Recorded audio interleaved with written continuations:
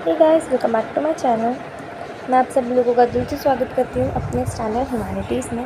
आज की इस वीडियो में हम स्टार्ट करने वाले हैं अपना एक न्यू सब्जेक्ट जिसका नाम है इंडियाज़ फॉरेन पॉलिसी। ये आपके DU SOL NC NET regular students के लिए काफ़ी ज़्यादा इंपॉर्टेंट है, जो कि सेमेस्टर फर्स्ट सेकंड थर्ड में आता है। स्टार्ट करने वाले हैं अपने फर्स्ट यूनिट से जिसका नाम है India's foreign policy, meaning, determinants and evaluation. Start करते हैं इंट्रोडक्शन से। 21st सेंचुरी जब स्टार्ट होती है तो वो काफ़ी ज़्यादा अनसर्टेन, कॉम्प्लेक्स रहती है और काफ़ी चैलेंजिंग इन्वायरमेंट हम फेस करते हैं अपने वर्ल्ड में। यहाँ पर यूनिपोलर वर्ल्ड स्टार्ट होने लग जाता है। यूनिपोलर वर्ल्ड यानी कि यूएस की हेजेमनी स्टार्ट होने लग जाती है। हम बात करते हैं फॉरेन पॉलिसी। तो फॉरेन पॉलिसी एक ब्रॉड और डायनेमिक सब्जेक्ट है जिसके अंदर इंडिया की स्पिरिचुअलिज्म, कल्चरल वैल्यूज़ और मटेरियल डायनेमिक्स की बात होती है। फॉरेन पॉलिसी की वेरिएबल्स की बात करें तो geostrategic factors, alternative mode of security, technology, cultural policy making और इम्प्लीमेंटेशन, ये सारे वेरिएबल्स आते हैं। नेक्स्ट बात करें डेफिनेशन ऑफ फॉरेन पॉलिसी की तो it's outline by the actors through available resources to achieve the core और नेशन इंटरेस्ट, यानी कि ये आउटलाइन हो रखा है हमारे एक्टर्स से थ्रू जो भी हमारे अवेलेबल रिसोर्सेज हैं कि हमारे को अचीव क्या करना है, अपना नेशनल इंटरेस्ट को जो भी हम अचीव करेंगे हम अपने वैल्यू रख के करेंगे नेशनल इंटरेस्ट के। नेक्स्ट कौन कौन से चैलेंजेस होता है जो हम इंडियन फॉरेन पॉलिसी में फेस करते हैं। सबसे पहले चेंज इन ग्लोबल पॉलिटिक्स। जब भी दो कंट्री कॉन्टेक्स्ट में आती है, कोई बिजनेस या फिर कुछ स्टार्ट कर रही होती है, अपनी ट्रेड वगैरह कर रही होती है, तो हमारे ग्लोबल पॉलिटिक्स में काफ़ी ज़्यादा हमारे को चेंजेस देखने को मिलते हैं। नेक्स्ट हमारा चेंज आता है क्लाइमेट चेंज में।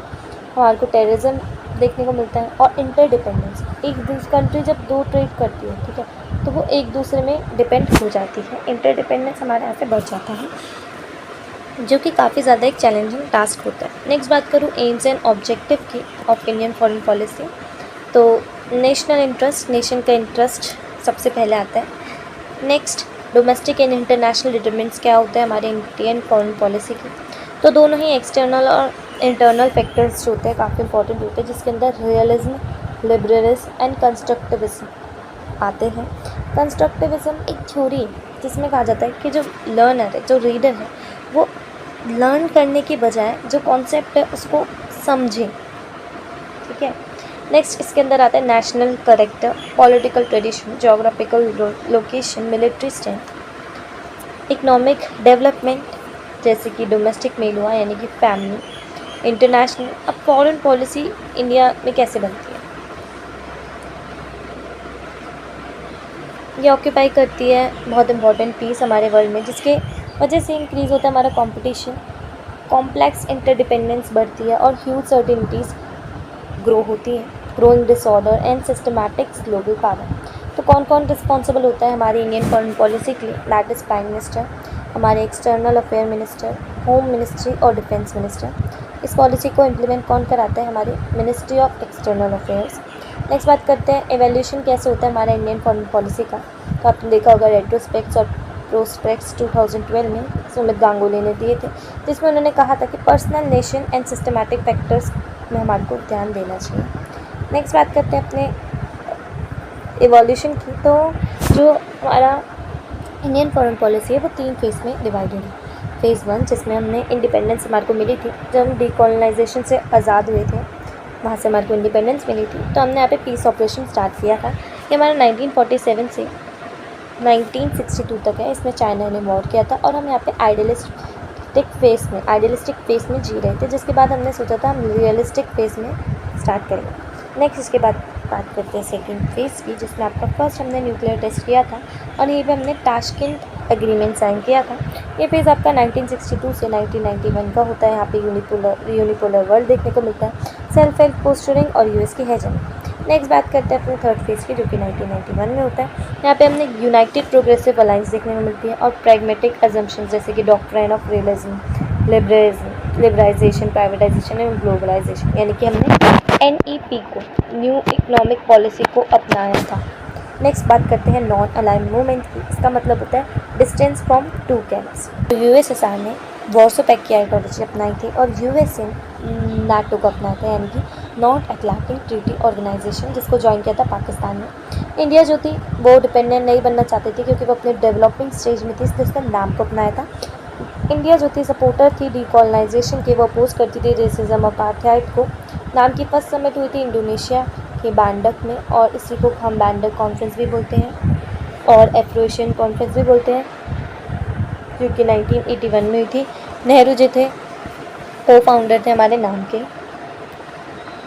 नेक्स्ट दो फैक्टर्स जो कि अकॉर्डिंग टू गांगुली के according towards adopt India adopted नाम को अडॉप्ट करने के लिए जब इंडिया ने किया था, तो नेहरू जो थे कंसर्न थे अपने डिफेंस स्पेंडिंग को लेकर, और नेहरू कॉम्प्रोमाइज़ नहीं करना चाहते थे अपनी इंडिपेंडेंस से, कि हम आपको अभी अभी इंडिपेंडेंस मिली है, फिर से हम किसी के अंडर काम नहीं करना चाहते, क्योंकि हम अपने डेवलपिंग स्टेज में थे। नेक्स्ट बात करते हैं contemporary developments and changing in FB making. तो 2014 के अंदर पीएम ने मैसिव विक्ट्री करी, हमारे को न्यू डायरेक्शन देखने को मिलती है फ्रॉम पंचशील टू पंचामृत। हमने पहले पंचशील एग्रीमेंट किया था, जिसके बाद हम पंचामृत की तरफ शिफ्ट हो गए थे, जो कि पंचशील 1954 में हुआ था जॉन एंड लाइट और नेहरू के बीच में। Mutual respect, sovereignty, integrity, mutual non aggression, mutual non interference, fourth mutual benefit और इक्वालिटी, और फिफ्थ में आता है हमारा mutual peaceful coexistence. Next बात करते हैं India as a swing state. तो रोल ऑफ इंडिया का क्या, इंडिया का रोल है क्या है शेप करने में इमर्जिंग एज वर्ल्ड ऑर्डर। तो फिलोसफिकल फाउंडेशन है हमारे इंडिया की फॉरेन पॉलिसी की, जो कि बेस्ड है हमारे ideas of democracy, prosperity, non violence, spirituality, peace, humanity, dignity, संस्कृति, जो कि कमिटमेंट देता है towards principle of anti colonisation. फिर इसी प्रिंसिपल्स को हम लेके चलते हैं ताकि हम कॉलोनाइजेशन जो भी हम उसके अगेंस्ट रहते हैं। डिज़ायर एंड कैपेबिलिटी, इंडिया जो है सिग्निफिकेंट रोल प्ले करती है स्विंग स्टेट में, मेंटेन करती है अपनी balance of power in global politics में। इंडिया जो है वो अपना बेस्ट देती है इन फ्रंट फुट फॉरवर्ड, ताकि वो आगे आ सके, फ्री और ओपन स्टेबिलिटी बना सके। नेक्स्ट बात करते हैं Indo Pacific through quad strategy. Quad जो है एक क्वाड्रिलेटरल ग्रुप है, ये आप आगे पढ़ोगे, जैसे कि G20, ASEAN, SCO, AU। India जो है डाइवर्स है in defence policy, US, Israel, France, और उसका फोकस रहता है on the regionalisation of defence capability, prevention of international terrorism, protection of environment. Next बात करते हैं कौन कौन से चैलेंजेस और लिमिटेशंस आते हैं हमारी इंडियन फॉरेन पॉलिसी में। तो problematic political development, theories of China, issues of Pakistan, ये अभी हमारी कॉन्टेम्प्रेरी सारी प्रॉब्लम है हमारी फॉरेन पॉलिसी में।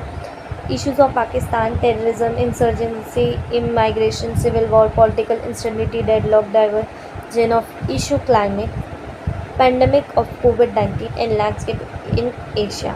क्लाइमेट चेंज, जैसे कि आप इन्वायरमेंट पे देखोगे, ओजोन लेयर डिप्लीशन हो रखा है, पॉल्यूशन कितना बढ़ रहा है, तो क्लाइमेट चेंज में वो चीज़ें आती हैं।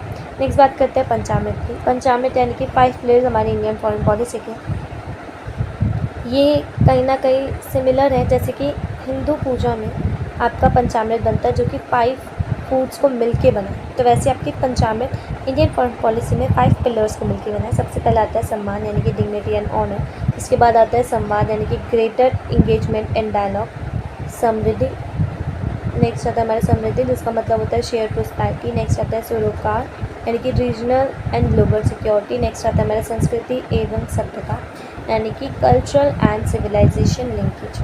2014 में मोदी ने अनाउंस की थी नेबरहुड फर्स्ट पॉलिसी, यानी कि हमारे नेबर फर्स्ट आते हैं फॉरेन पॉलिसी में, और दूसरे इन्होंने बोलता कि एक्ट ईस्ट से, लुक ईस्ट से हम एक्ट ईस्ट की तरफ जाए देखेंगे, यानी सिर्फ देखना ही नहीं है लुक ईस्ट को, अब एक्ट करना है ईस्ट में।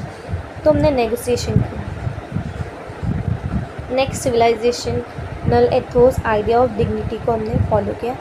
So thank you for watching this video. यहीं पे आपका फर्स्ट यूनिट कंप्लीट होता है, इसके बाद हम यूनिट्स 2 स्टार्ट करेंगे।